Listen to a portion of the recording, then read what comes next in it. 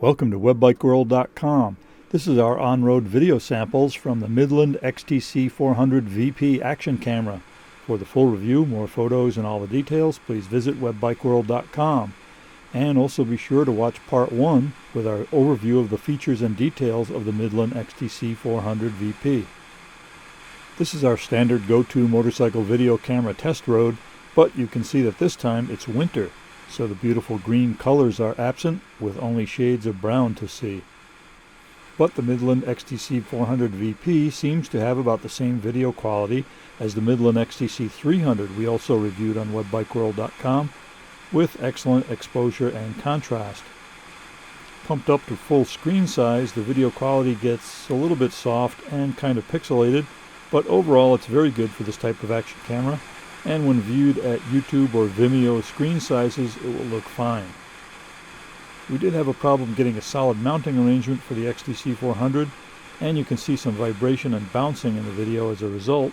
More on that in the full webbikeworld.com review.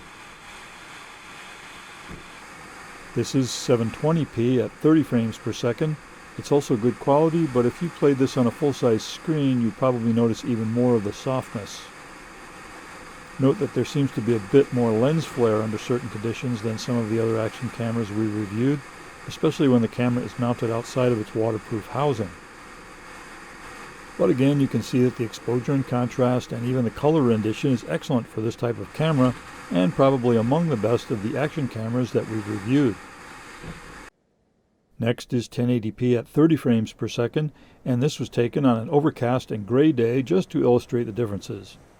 But you can see that the contrast and exposure are still very good, and the color rendition is also pretty natural, perhaps tending a bit towards the warm side, but it's hard to tell because so much of the background is winter brown. This is actually a very bumpy road. It's what you might call a tertiary road, one step above a dirt road, and we mounted the camera outside of the waterproof housing here on one of the mounts that came with the kit, and the results are fairly smooth. This is now 720p at 60 frames per second, which we think might be the optimal recording format for this camera. Let's face it, if you're recording pro video, you're not going to be using this rig, so for the vast majority who just want to share a YouTube or Vimeo video, 720p is probably optimal anyway, and you'll never notice the difference in a 650 pixel wide YouTube screen.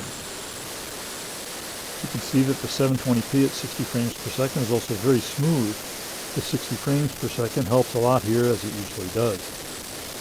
The camera has some other modes. This is 480p at 120 frames per second, but the quality is pretty bad, and it appears to be some type of interpolated 120 frames per second, so we don't recommend this format.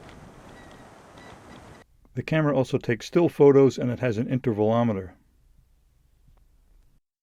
So that's a quick look at some on-road samples from the Midland XTC400VP action camera. Be sure to watch the Part 1 feature overview, and for more photos and all the details, please read the full review on webbikeworld.com. Thanks for watching.